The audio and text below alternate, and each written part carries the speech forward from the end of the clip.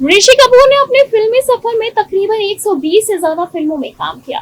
इसमें से तकरीबन 92 रोमांटिक फिल्में थी, क्योंकि उनकी इमेज रोमांटिक हीरो की ही रही। ऋषि कपूर ने अपनी फिल्मी करियर में श्रीदेवी के साथ कई फिल्में की थी। फिल्म नगीना में पहली बार ऋषि कपूर को श्रीदेवी के साथ काम करने का मौका मिला। श्रीदेवी बेहद ही रिजर्व नेचर की थी, जो कि सेट पर बात करना बिल्कुल भी पसंद नहीं करती थी और अपनी निजी जिंदगी को प्रोफेशनल लाइफ से दूर रखती थी। मीडिया रिपोर्ट्स के मुताबिक ऋषि कपूर ने अपनी ऑटोबायोग्राफी खुल्लम खुल्ला में एक किस्सा बताते हुए बताया था कि गोवा में फिल्म की शूटिंग करते हुए एक दिन श्रीदेवी सेट से जल्दी निकल गई।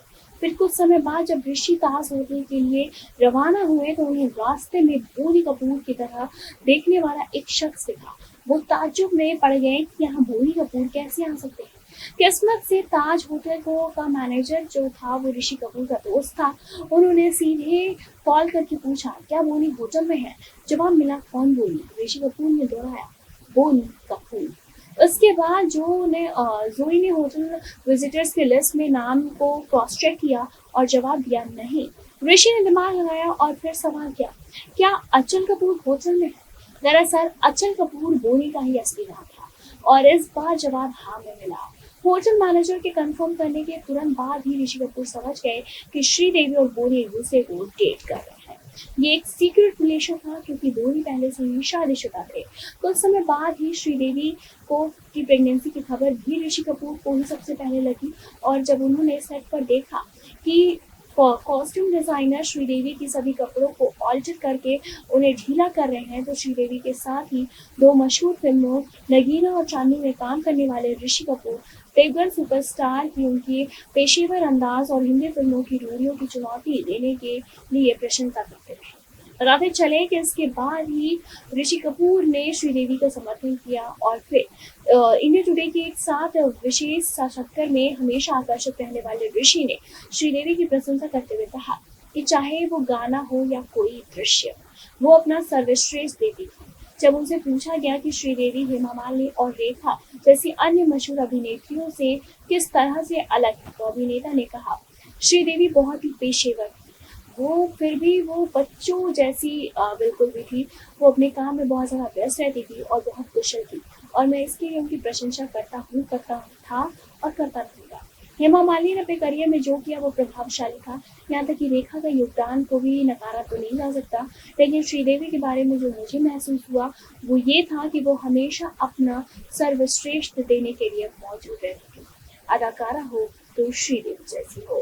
बताते चले कि अंग्रेजी और हिंदी दोनों में ही पारंगत न होने की कमी के बावजूद श्रीदेवी अपने दर्शकों को ये विश्वास दिलाने में सफल रही कि वो भाषा जानती हैं और अपने विचारों को बहुत ही प्रभावशाली ढंग से व्यक्त करती हैं।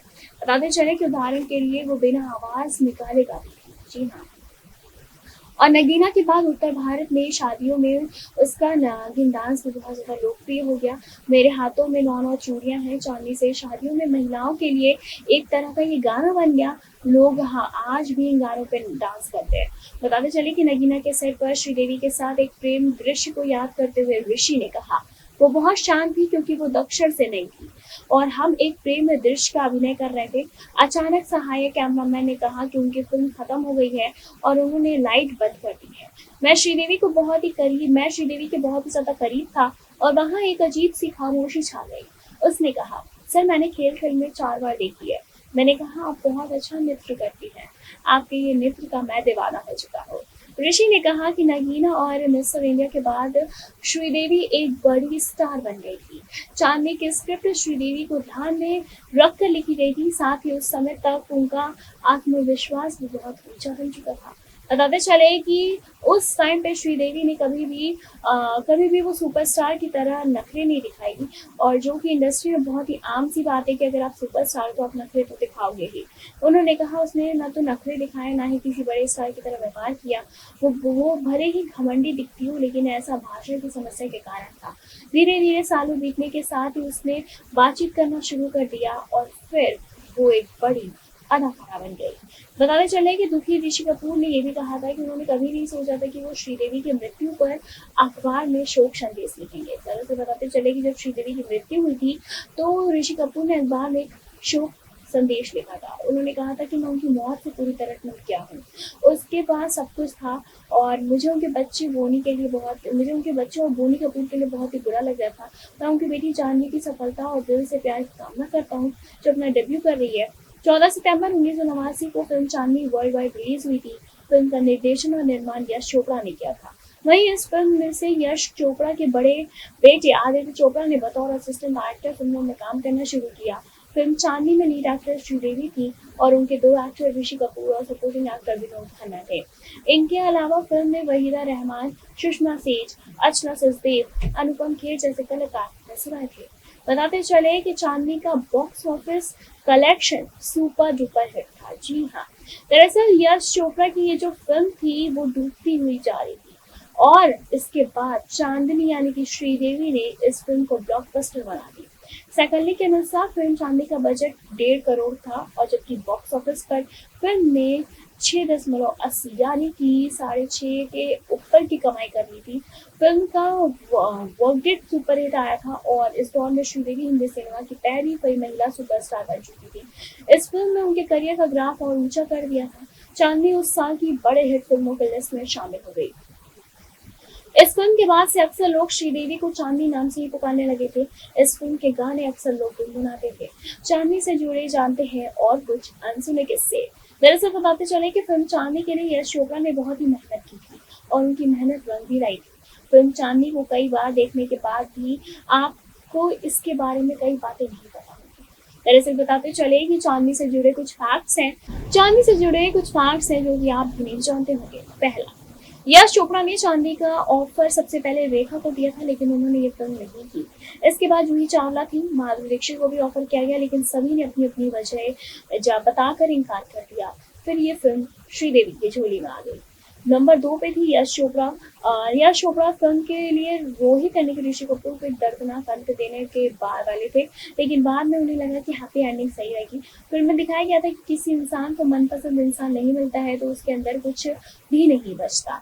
इसमें सभी की अपनी अपनी कहानी को अलग ढंग से समझाया गया। नंबर 3 पे बात करें तो चांदनी के 3 lead stars back to back 3 सालों में दुनिया को अलविदा कह गए। 2017 में विनोद खन्ना, 2018 में श्रीदेवी और 2020 में ऋषि कपूर का निधन हुआ। नंबर 4 पे अगर बात की जाए तो चांदनी बनकर तैयार होने में काफी समय लगा था, क्योंकि डिस्ट्रीब्यूटर इस फिल्म में पैसा लगाने को तैयार ही नहीं हो रहे थे। यश चोपड़ा को उस समय काफी परेशानियों का भी सामना करना पड़ा था।